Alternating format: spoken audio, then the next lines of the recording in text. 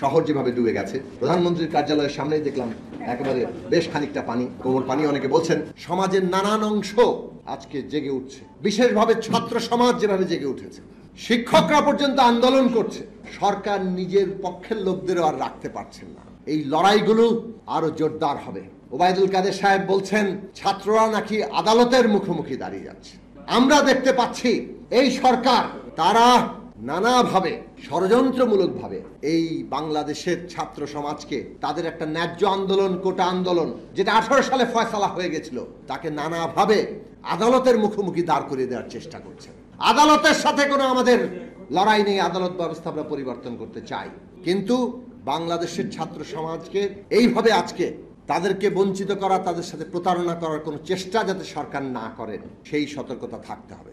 আওয়ামী লীগ যে রাজনৈতিক দল হিসেবে ফ্যাসিস্ট, গণবিরোধী একটা জায়গায় পরিপূর্ণভাবে নিমজ্জিত হয়েছে, সেটা খুব পরিষ্কার। বাংলাদেশে গণতান্ত্রিক ব্যবস্থা নির্মাণের ক্ষেত্রে তাদের কোনো প্রস্তাব নেই। তাদের প্রস্তাব হচ্ছে এই জমিদারি, এই ফ্যাসিস্ট বন্দোবস্ত এটাই চলতে থাকবে, এটাই চিরস্থায়ী হবে। যে এইভাবে রাষ্ট্রটা চলতে পারে না, এই রকম শাসন চলতে পারে না।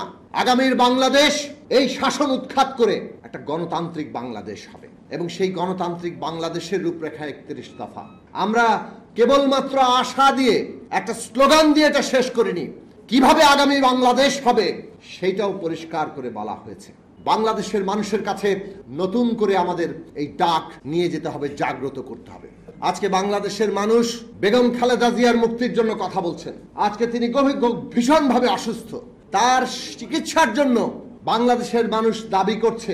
একজন রাজনৈতিক বন্দী, তাকে রাজনৈতিক হয়রানির উদ্দেশ্যে বন্দী করে রাখা হয়েছে, শাস্তি দেওয়া হয়েছে, কিন্তু একজন বন্দীরও চিকিৎসা পাওয়ার অধিকার আছে। তার যেটা চিকিৎসা দরকার সেটা যদি বাংলাদেশে না পাওয়া যায়, পৃথিবীর যেখানে পাওয়া যায় সেখানে যাওয়ার তার অধিকার আছে।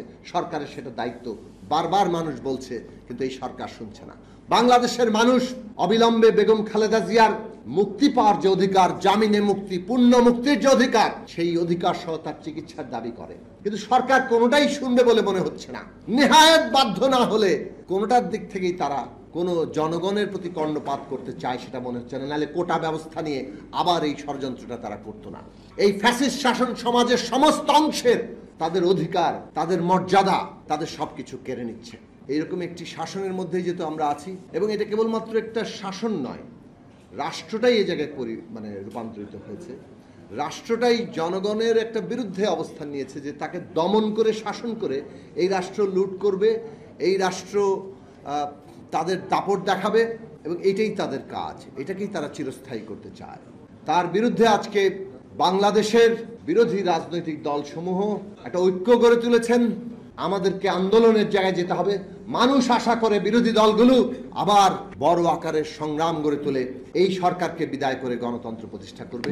সেই লড়াই আপনারা গড়ে তুলবেন এই আশাবাদ রেখে গণতন্ত্র মঞ্চের পক্ষ থেকে আবারও আমাদের নেতৃবৃন্দকে আবারও আন্তরিক ধন্যবাদ জানিয়ে আমরা আমাদের আজকের এই আলোচনা সভা এখানেই সমাপ্ত করছি।